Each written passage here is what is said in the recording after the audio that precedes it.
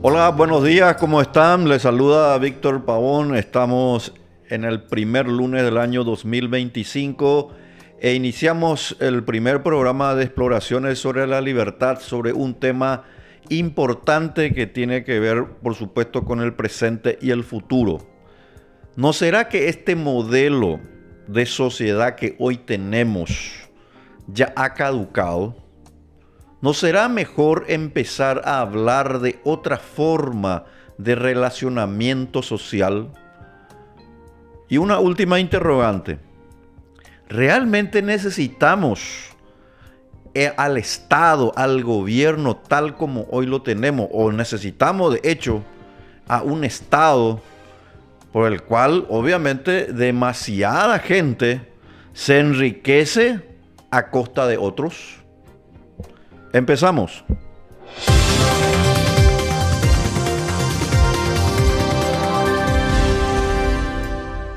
Yo creo que estamos en una situación particular, obviamente, de la historia de la humanidad. Sin duda alguna hemos avanzado en comodidades y obviamente en una producción de bienes y servicios que realmente creo que son sorprendentes. Por ejemplo, este programa. Yo miro acá este medio de comunicación que obviamente se realiza por BM Online y el canal también Educanal, y vemos una alta tecnología dispuesto desde luego a través de personas que conocen, que están en la producción y que saben su actividad. Sin duda alguna hemos avanzado a través de lo que se llama la tecnología, el conocimiento, a muchos lugares en donde y en instancias donde antes no hemos llegado. Pero la verdad, y usted señora, usted señor que me está escuchando ahora, probablemente diga, es cierto, hay mucho más mejoras, tenemos muchas comodidades que antes no teníamos. Por ejemplo, pensemos nosotros, y ahora que se me ocurre, ya que estamos en el periodo de la estación del verano, estamos con el aire acondicionado prendido. Muchas personas, desde luego, y cada vez más accede a lo que antes era prácticamente un bien muy caro. Tener un aire acondicionado hace 20 años o más era realmente un privilegio. Pero hoy, precisamente, el aire acondicionado que vamos disponiendo y que cada vez son más sofisticados y realmente nos ofrecen ese aire fresco, frío, en donde nosotros podamos realizar nuestras actividades. Pensemos en una persona que está enferma, por ejemplo, y que obviamente estar nomás ahí con el ventilador no es suficiente para que pueda recuperarse. O pensemos sencillamente en una persona que ahora está trabajando o que está almorzando, ya que estamos en la hora del almuerzo. Todas esas comodidades son extraordinarias. ¿Cómo nosotros hemos logrado esa comodidad? Abrimos la heladera y tenemos un sinfín de productos allí que obviamente los podemos disponer, refrigerados y obviamente de una categoría cada vez mejor, porque vamos a ser sinceros, y hablando ya concretamente de Paraguay, en cuanto se refiere a productos lácteos en los últimos especialmente 30 años, nosotros hemos evolucionado de una manera que realmente tenemos que estar orgullosos como país. O sea, toda la evolución, no solamente de los productos lácteos, sino la carne, etcétera, realmente nosotros podemos accederlos no solamente en cantidad, sino en una calidad que en otras sociedades también hoy también lo cuentan. A lo que voy es que cómo nosotros hemos logrado este alto grado de prosperidad y obviamente de mayores comodidades. Y la explicación, y esta es la parte importante ya del programa de hoy, es que para que haya progreso, para que haya mejores comodidades, para que haya mejores oportunidades, lo que nosotros tenemos son dos ideas que se han venido enfrentando y que se van a seguir enfrentando. Una es la del capitalismo liberal y otra es la del socialismo, la de lo que significa una participación de mayor Estado, y otra es de mayor mercado. Son dos formas finalmente de sociedades.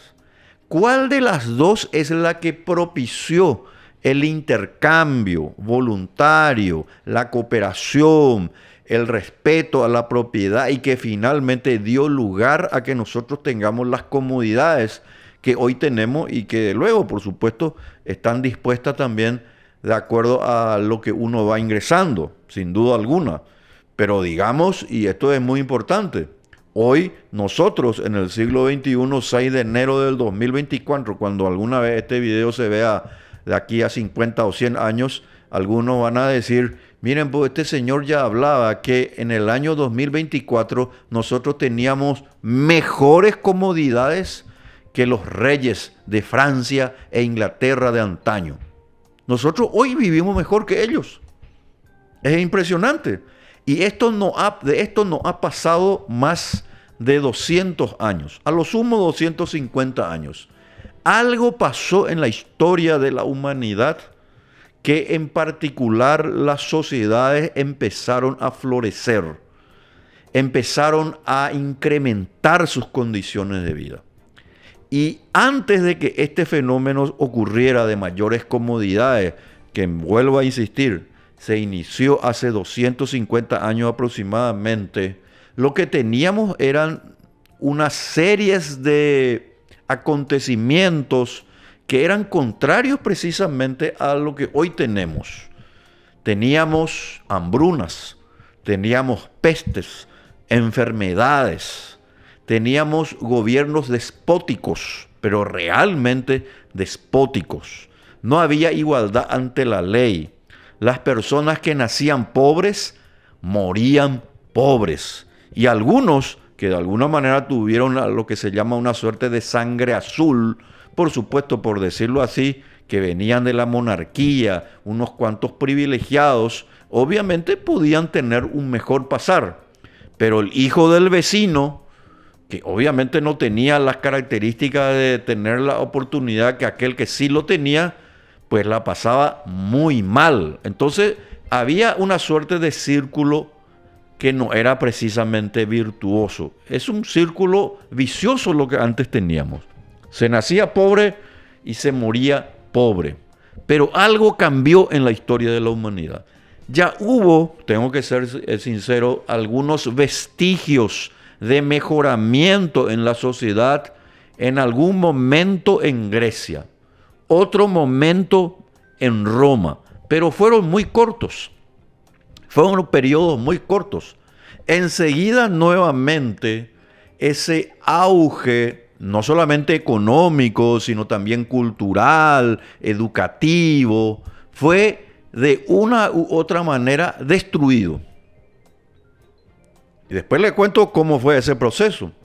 Y luego entró la sociedad, la historia, en la historia de la humanidad podemos ver que se ingresó finalmente a un periodo de oscurantismo, en un periodo donde realmente la sociedad estaba en ebullición, no podía de alguna manera salirse de la situación en la que se encontraba y obviamente eso parecía ser una cuestión ya perpetua, de la que nadie podía salir.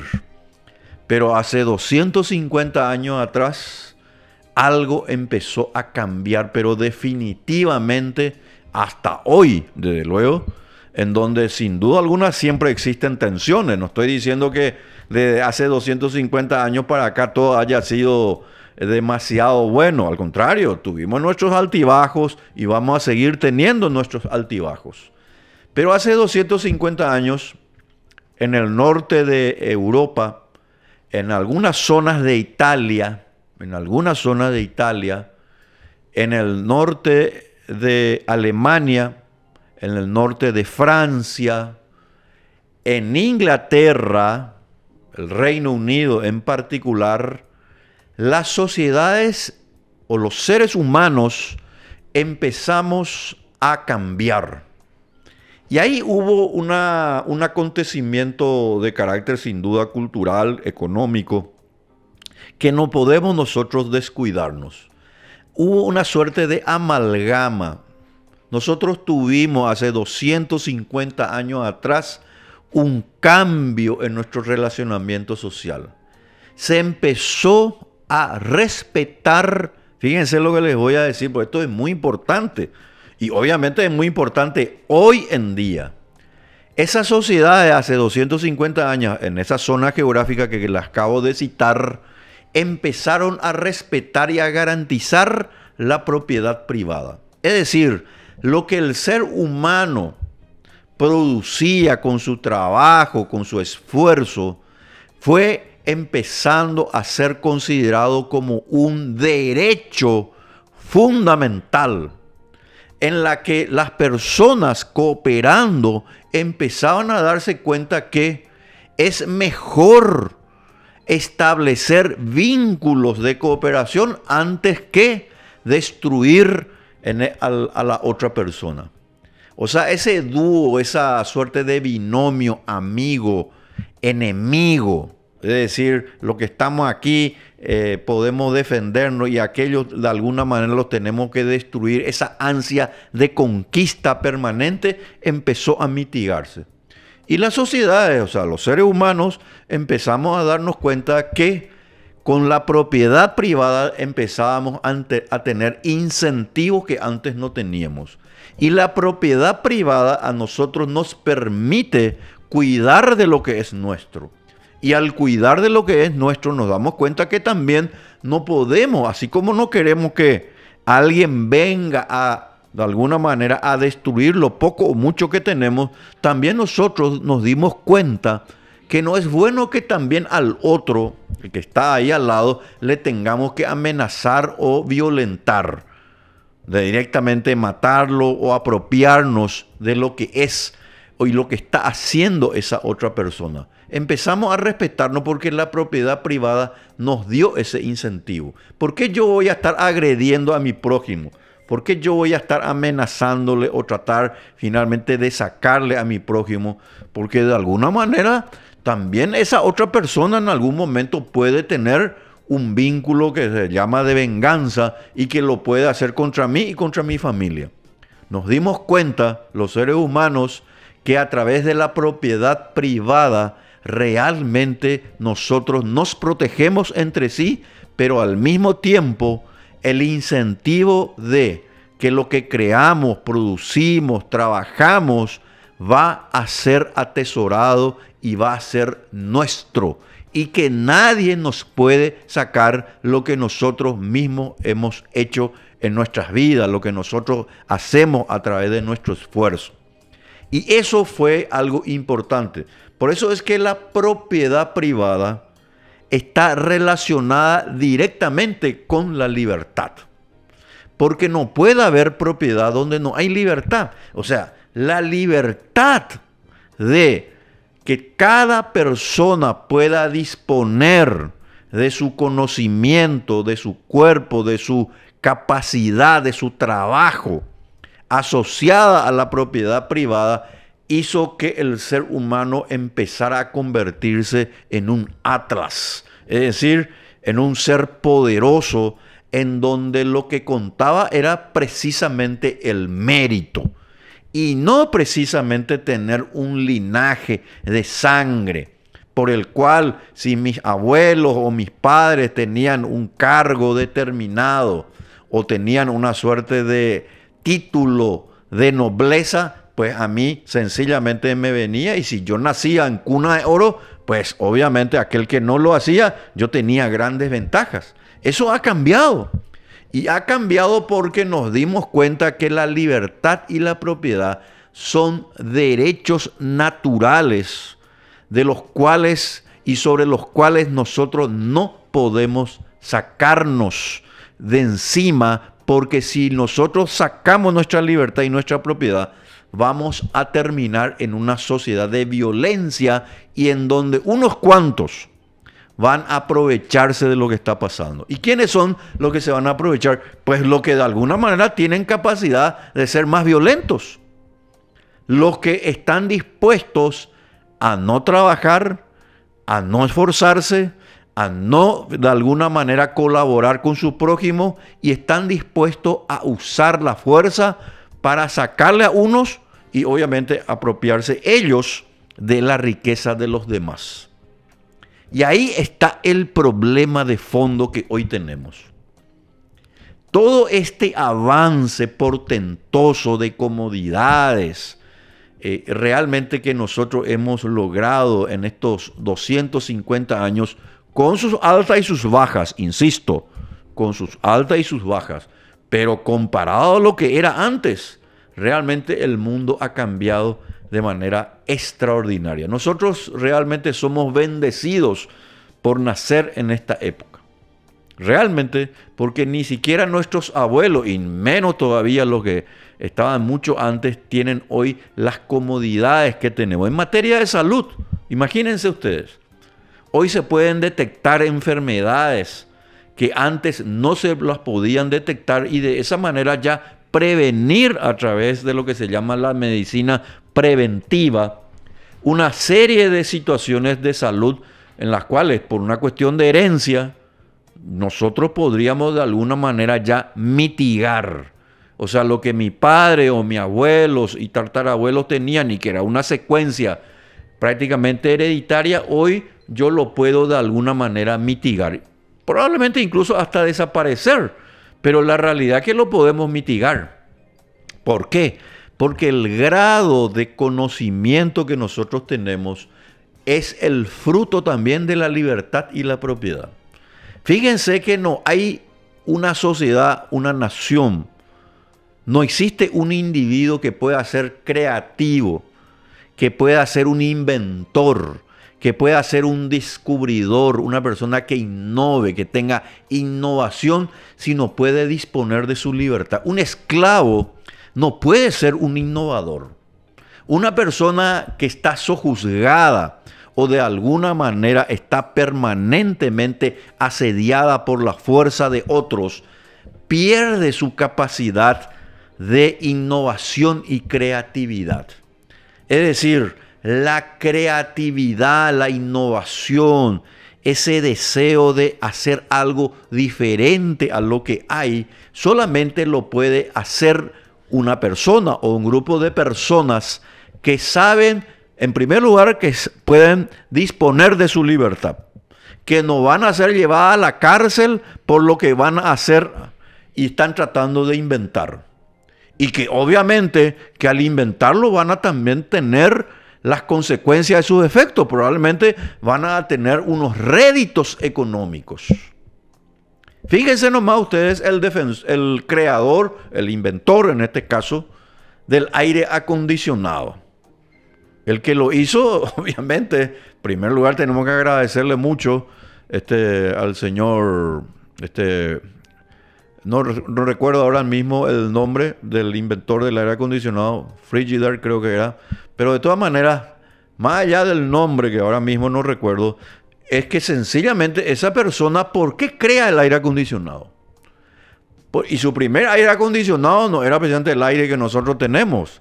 Era una cuestión ahí de varios tubos donde él estudiaba el tema de la condensación del aire, el sistema... ¿Quién era? Decime. Exactamente, el señor Carrier. Exactamente. Y existen todavía los aires acondicionados Carrier. Exactamente. Aquí justamente me están diciendo el apellido, digamos, de esta persona. Carrier. Que obviamente cualquier persona sabe que esa hoy en día es una marca internacional que todavía hoy se dispone, digamos, en el mercado para la venta de aire acondicionados. Y sus primeros aires acondicionados, desde luego, no eran lo que hoy teníamos. Pero ¿por qué el señor Carrier llegó a crear, allí está justamente, el aire acondicionado? En primer lugar, porque era un hombre libre. Porque tenía algo importante. Su capacidad y deseo de innovar, de mejorar, también estaban incentivados por algo que ya les dije exactamente hace unos minutos, la propiedad privada. Es decir, él con su esfuerzo, porque no le costó también, no le fue fácil crear el aire acondicionado a este señor que tanto le debemos y que tenemos que darle aplauso cada tanto, ¿verdad? Porque realmente aquí en Paraguay sobre todo, y no solamente en Paraguay, en los países fríos, Es al revés. En vez de que se condense el aire y cree el frío, lo que se hace es un proceso de vaporización y obviamente se puede tener aire caliente. De todas maneras, las comodidades que hoy tenemos a través precisamente del sistema de aire acondicionado creado por el señor Carrier, hace de que nosotros podamos disponer de esta comodidad que a veces ya no nos damos cuenta. A veces ya no nos damos cuenta.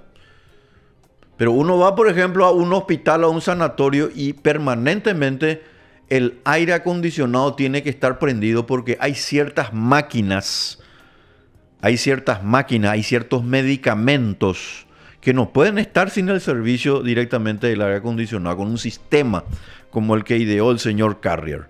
Ahora, voy a lo sustancial.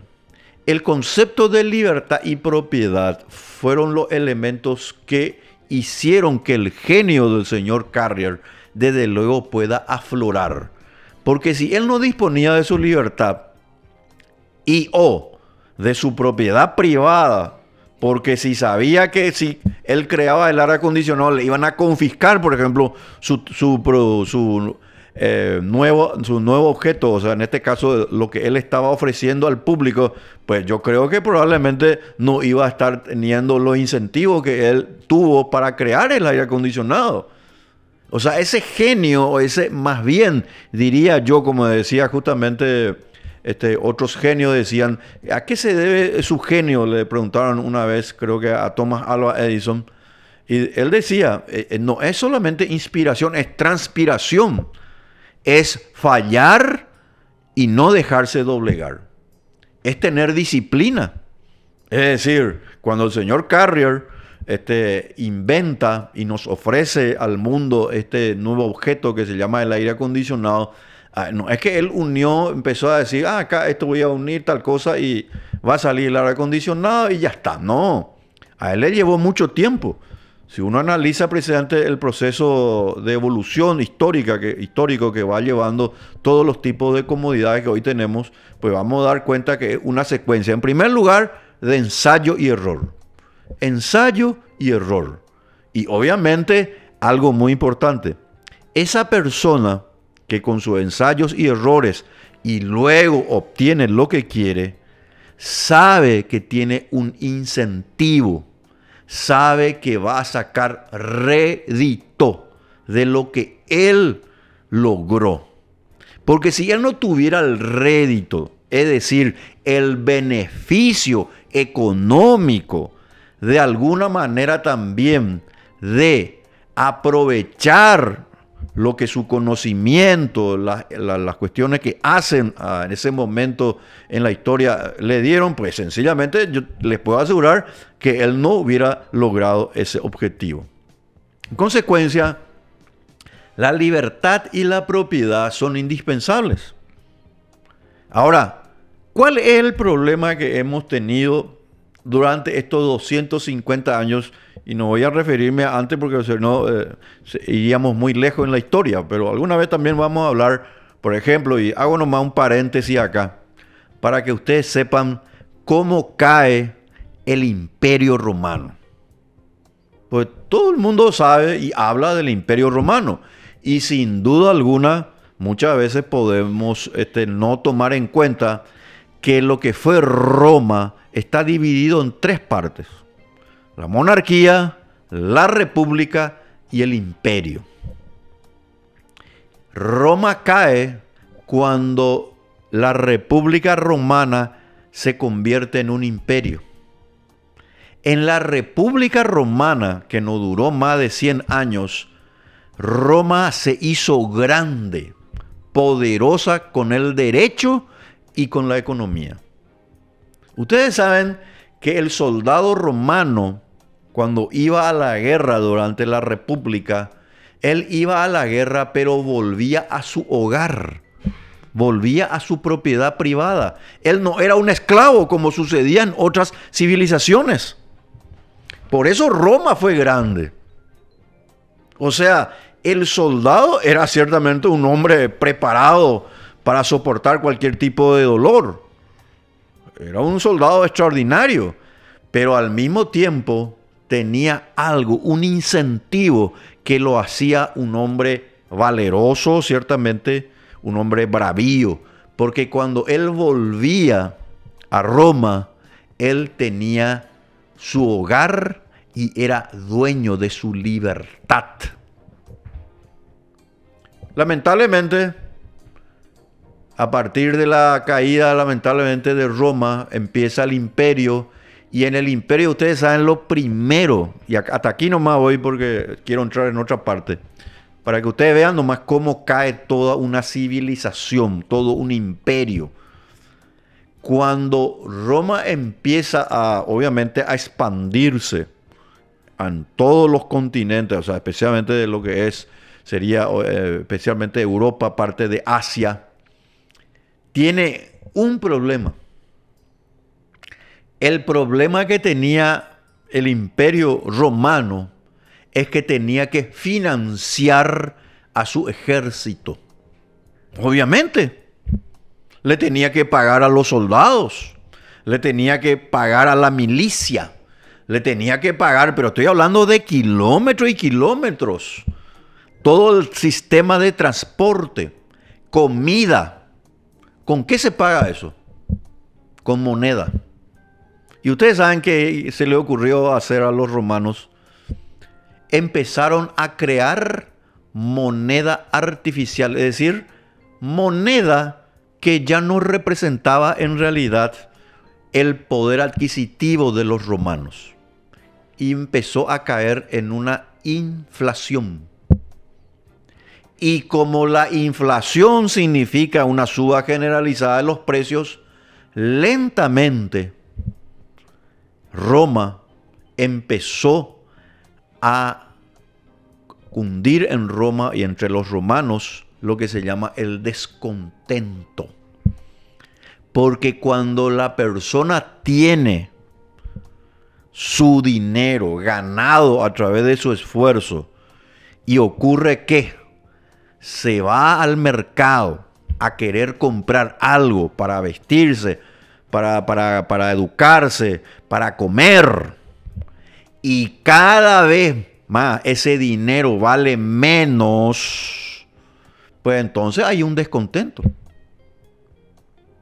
Y el descontento fue tan grande que incluso cometieron un error todavía más grave en aquella época.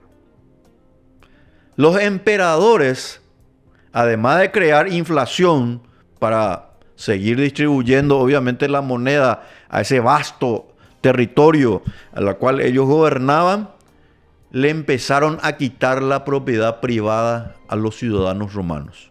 Y le dijeron que es cierto, ustedes van a poder tener los títulos, pero nosotros le vamos a colocar un impuesto a las propiedades y de esa manera el ciudadano romano podía tener su terreno, podía tener su propiedad en este caso, pero pagaba tanto impuesto que en realidad él no era el dueño en donde vivía. Descontento. La gente se empezó a poner descontenta. Y ese ejército que alguna vez representó la estrategia, la ingeniería, es extraordinario lo que fue Roma. Ellos desarrollaron, por ejemplo, el sistema de ascensores para tomar toda una montaña. Y lo hicieron en Masada, en lo que hoy sería en la zona de Israel. Ellos podían haber conquistado Masada en menos de 6 meses. Y ustedes saben cuánto les llevó conquistar Masada. Les llevó más de 5 años, pero lo hicieron adrede. ¿Saben por qué? Porque sus ingenieros, que eran los mejores de la época, y hasta hoy los puentes romanos están en Europa. Y miren, si ustedes se van a la ciudad de Segovia, en España, y obviamente uno se va incluso a Alemania, a España, a Italia, de luego Francia, los puentes romanos todavía están y funcionan mejor que muchos de nuestros puentes. Los caminos que ellos hacían tenían una base de apoyo para poder hacer el camino de casi 1 metro. Entonces no se hundían. Y hasta hoy en día existen. Porque los romanos no solamente fueron extraordinarios en estrategia militar, que sin duda lo fueron, sino también eran grandes cultores del derecho. El derecho romano todavía se estudia hoy en día. Y dividieron el derecho en 3 áreas. Para que nosotros estamos hablando de hace más de 2000 años atrás. Dividieron el derecho en el derecho natural, sería el ius naturalis, el derecho civil, el ius civile, para el tema de los contratos entre las personas. El derecho natural era muy importante para los romanos, porque en el derecho natural se establecían los principios. Y ahí pensadores como Ulpiano, por ejemplo, que son fascinantes los pensadores romanos de la época. El mismo Julio César fue un gran pensador. Todos lo ubican a Julio César, por ejemplo, como un emperador, como una persona sin duda extraordinaria, pero en realidad Julio César fue un filósofo. El ius naturalis. Ellos van creando y se dan cuenta que la sociedad necesitaba de un ordenamiento. La libertad es importante, decían los romanos, pero el orden es clave, porque una libertad sin orden, ¿qué es? Libertinaje, desorden, y la gente quiere vivir en una sociedad ordenada. En una sociedad donde la delincuencia no campee. En donde si alguien viene a agredirte, pues que la pague. Vaya a la cárcel y tenga la pena correspondiente, pero una pena disuasiva. Una pena disuasiva. Que realmente le haga pensar al delincuente. Desde luego, no todos lo van a analizarlo de ese punto de vista. Pero la realidad es que la gente analiza, aunque ustedes no crean, señora y señor, la gente, aunque no haya leído ningún libro, ni de economía, ni de derecho, ni cualquier libro, nunca lo leyó un libro. Esa persona, en primer lugar, y esto aclaro bien para que se entienda, en primer lugar, esa persona que no leyó ni un libro puede ser más inteligente que todos nosotros. Miren lo que le estoy diciendo. Puede ser mucho más inteligente. Lamentablemente no pudo, ¿verdad?, realmente aprovechar su talento, esa capacidad. Y ocurre mucho eso. Es una cuestión de disciplina, ambiente, donde uno vive. Un hombre talentoso, con una inteligencia extraordinaria, que obviamente no tiene disciplina y no tiene el ambiente donde propiciar eso, probablemente nunca habrá leído un libro, pero yo le puedo asegurar que tiene una inteligencia superior a muchos de nosotros. Y eso está comprobado. Lamentablemente, esas clases de personas, al no tener esos incentivos del que estamos hablando, disciplina, saber trabajar en equipo, tener un poco esa moderación y así aflorar su capacidad, lamentablemente se pierden. Y lamentablemente se pierden en la delincuencia. Pero aún así, la persona que no leyó nada, que no haya, ni siquiera terminó el colegio, siempre analiza su acción para hacer algo. Aunque ustedes no lo crean. Ese señor que está ahí y que obviamente está recorriendo la calle y que ve el momento, la oportunidad hacia el ladrón, dice, y le ve a una mujer en la vereda con su celular y él percata de que ese es el momento para de alguna manera apropiarse del celular, no va a tener ningún miedo precisamente de apropiarse también incluso del cuerpo de esa pobre mujer.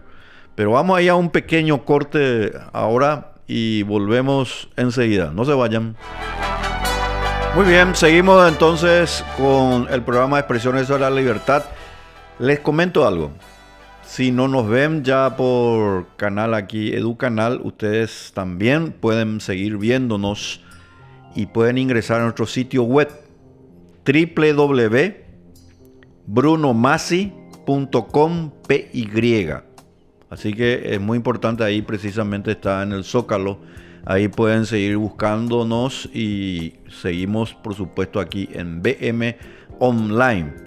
Estábamos hablando precisamente de cómo la sociedad fue evolucionando a tal punto que, desde luego, nosotros tenemos que de alguna manera darnos cuenta que no ha sido fácil este proceso de cambio que hemos tenido. Ahora bien, un tema que quiero abordar en estos últimos 20-25 minutos que nos restan es algo que para mí se ha convertido en una cuestión medular y que hace mucho, desde luego, estuve reflexionando y que cada vez más estoy convencido. Siempre estuve convencido, desde luego, de la idea de la libertad. De hace muchos años, ya hablando con mi padre, luego obviamente hablando con el ingeniero Porfirio Cristaldo Ayala, luego cuando hice el masterado de economía, donde tuve a profesores como Alberto Venegas Lynch, hijo, a quien Javier Milei considera el prócer de Argentina, Juan Carlos Kachanowski, Adrián Rabier, una maestría de alto nivel, una maestría internacional. Y mi formación siempre de alguna manera fue fundándose en dos áreas del conocimiento: el derecho y la economía. Y últimamente he incursionado, me refiero últimamente, en los últimos, especialmente, yo diría 7, 8 años atrás, incursioné más también en la filosofía. Y realmente puedo decir que la filosofía es, como sabemos nosotros, es la madre de todas las ramas del conocimiento. Hay algunos que dicen que la filosofía no es precisamente una ciencia y otros que dicen es una rama del conocimiento. O sea, hay dos formas de entender. Pero filosofía, si nosotros vamos con la etimología de la palabra, significa amor a la sabiduría. Desde el mismo momento en que la persona no se pregunta solamente el qué de las cosas, sino el por qué y el para qué, nos convertimos en filósofos. En pocas palabras, en realidad todos nosotros somos filósofos. Ahora bien, la filosofía también uno la puede estudiar de una manera ya mucho más metodológica, desde luego. Entonces, la filosofía, que es la reina de todas las ciencias, que trata de explicar las razones que hacen, por ejemplo, a la política, la economía, las bases fundamentales. Porque yo, por ejemplo, con la economía y la política puedo preguntarme, en términos de las ciencias políticas, por ejemplo, le voy a dar un ejemplo para entender sobre la filosofía. En la política, por ejemplo, yo me puedo preguntar, ¿qué es la democracia? La democracia es un sistema de gobierno por el cual la gente elige a sus representantes y esto establecen una serie de normativas que deben estar nuevamente, deben ser confirmadas, digamos, por el pueblo.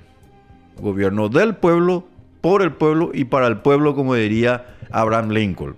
Eso es lo que podríamos decir así rápidamente de lo que es democracia. Perfecto.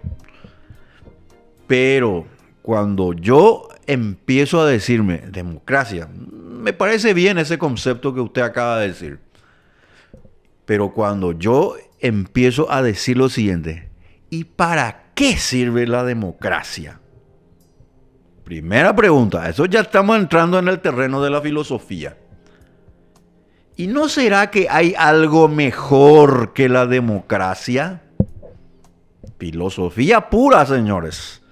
Y cuando yo empiezo a responderme a esas preguntas, a estas interrogantes sencillas, yo empiezo a escalar en mis conocimientos. Es decir, yo tengo que empezar a utilizar otras ramas del conocimiento para empezar a responder lo que yo acabo de decir. Ya no quiero saber qué es la democracia, que me parece interesante, que de luego hay que seguir obviamente hurgando y tratando de contestarse, pero básicamente hay un consenso. Pero ahora expliquémonos para qué es la democracia. ¿Y no será que hiciste algo mejor que la democracia? Y ahí yo necesito de algunos instrumentos intelectuales. El primer instrumento intelectual que yo necesito es la historia. Yo no puedo responderme a esas preguntas si yo no estudio, si yo analizo la historia. Pero la historia, y acá viene un tema importante. La historia no es solamente rememoración de hechos y de fechas, que es lo que se estudia por lo general, que es algo elemental, básico e importante. Yo no estoy diciendo que no sea importante, pero tengo que decir que lamentablemente nosotros siempre hemos estudiado muy mal la historia.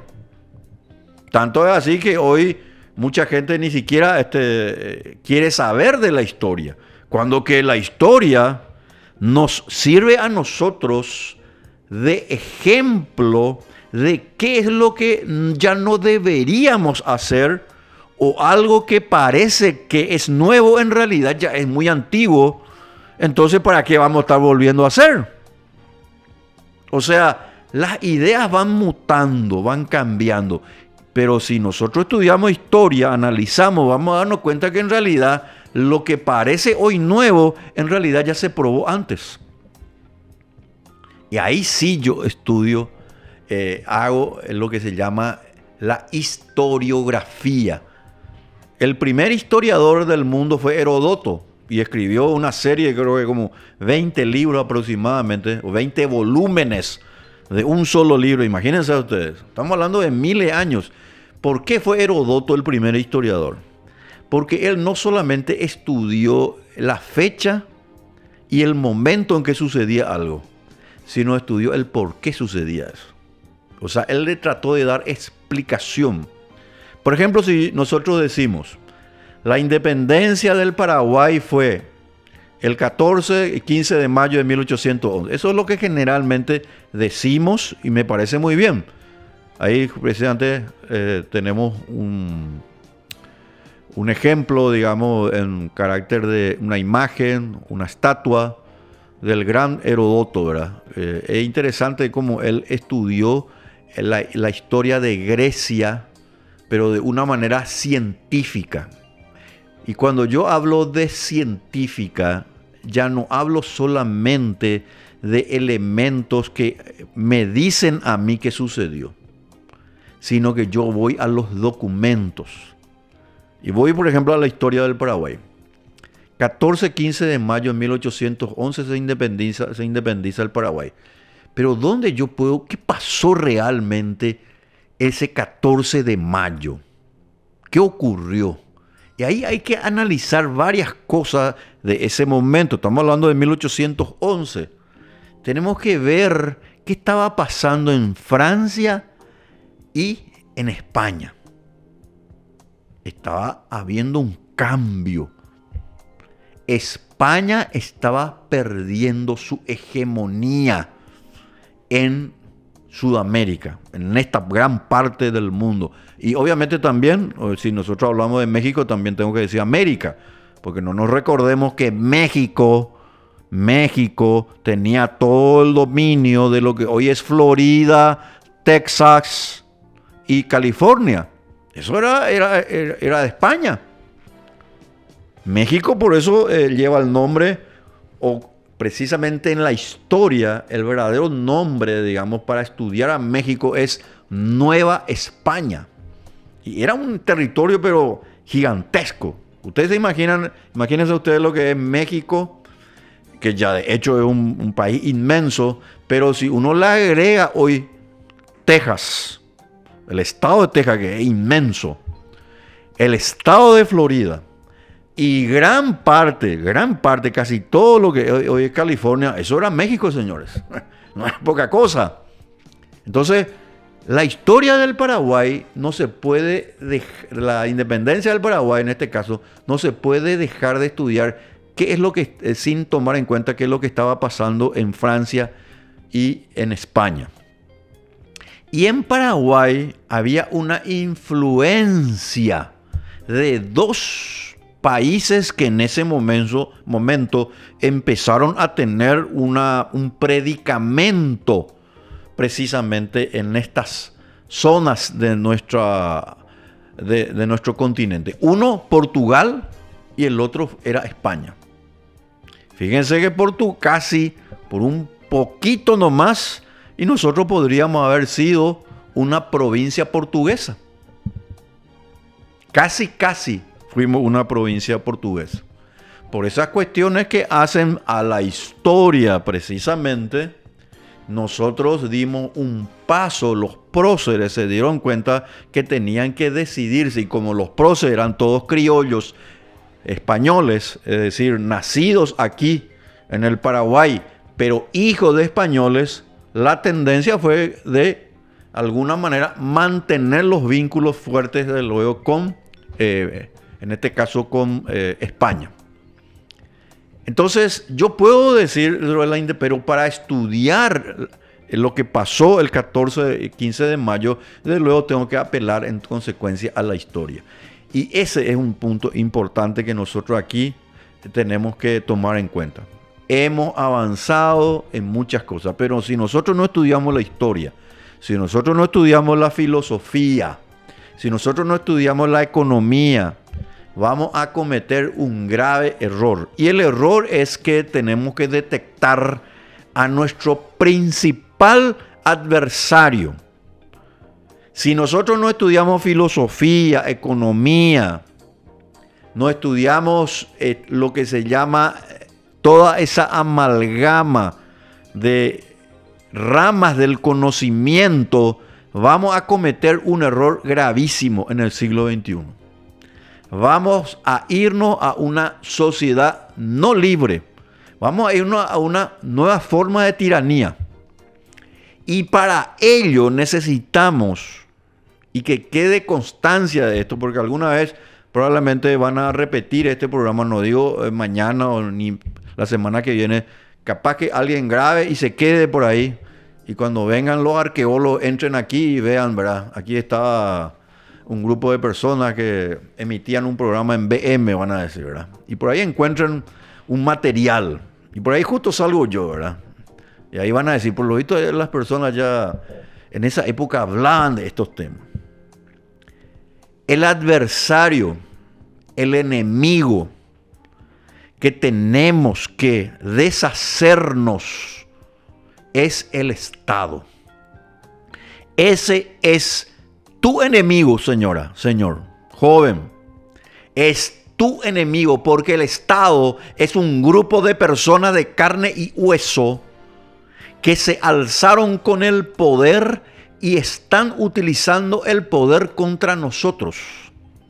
Y al tener ese poder que es de coerción y compulsión desmesurada, que de hecho no puede ser de otra manera, ellos nos expolian, nos sacan nuestro ahorro. Si tenemos ahorro, ¿verdad? Porque no todos pueden ahorrar. Nos sacan nuestra inversión. Y no voy a hablar solamente en términos así de mercantiles. Le voy a decir algo más y que quede grabado, insisto. El Estado, nuestro enemigo, nos saca nuestra esperanza. Nos saca nuestro deseo de vivir como podríamos hacerlo. Nos saca nuestra búsqueda de felicidad. Y eso tiene ciertamente un correlato en dinero, pero es algo que hace a la espiritualidad, al ser humano Y en consecuencia, si nosotros no detectamos y no nos damos cuenta que el adversario más grande que tenemos es un Estado que ha tomado gran parte ya de nuestras vidas y que muchas veces no nos damos cuenta hasta dónde se ha inficionado ese aparato cruel, maligno, infernal, hijo del diablo, que es el Estado, pues nosotros no vamos a poder deshacernos de este problema. Entonces siempre vamos a estar disparando hacia un lado, pero no vamos a dar en el blanco. Podemos apuntar en el blanco, pero no vamos a dar en el blanco porque el Estado es nuestro enemigo. El Estado tiene que desaparecer. El Estado tiene que empezar, y ahí voy a la estrategia, tiene que empezar a reducirse totalmente a tal punto que alguna vez va a ocurrir que la gente, nosotros, vamos a darnos cuenta que ya no es necesario. Pero ¿por qué nosotros vamos a pagar impuestos para supuestamente tener seguridad cuando... Y yo les pregunto a usted, señor, y le hago esta pregunta, pero así, honestamente. ¿Tenemos seguridad? ¿Cuánto estamos pagando para tener seguridad? ¿Tenemos educación? ¿Cuánto estamos pagando en educación? ¿Tenemos salud? Todas esas tres preguntas básicas, porque puedo agregar una más y que yo creo que les va a interesar a los emprendedores, a los jóvenes en particular. Y no es una cuestión de edad, es para todas las personas. Una persona quiere tener una pequeña empresa, un negocio. Para poder tener un negocio, señores, hay un obstáculo. Hay alguien llamado Estado que nos impide realizar una actividad moral y económica que nos asiste según nuestro derecho. Muy bien, podemos seguir hablando y lo seguiremos haciendo. Les espero el próximo lunes. Nos vemos. Chau, chau.